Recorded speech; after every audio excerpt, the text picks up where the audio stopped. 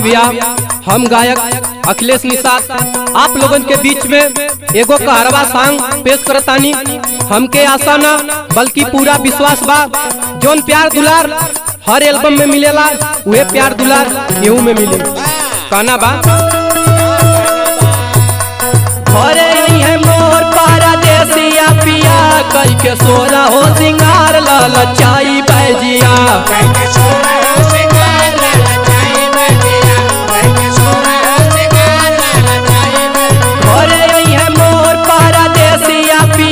कई के सोरा हो सिंगार लाल चाई बैजिया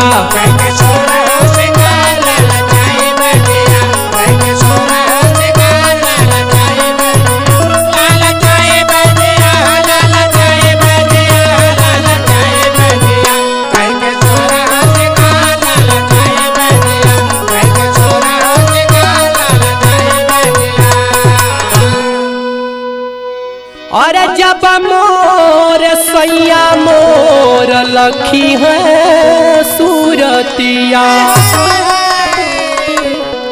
जब मोर सैया मोर लखी है सूरतिया,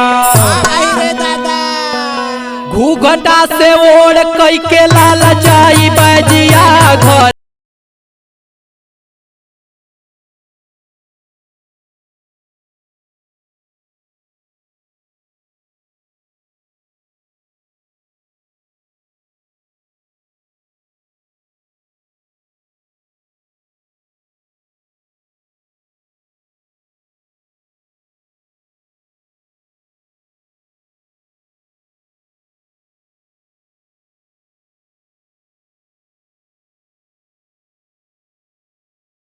मोर से जिया पे यही है।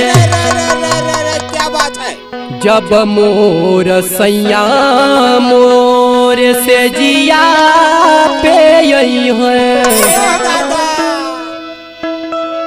अरे पिया से मिलाई बना नयन रातिया घर आज मोर परदेसिया पिया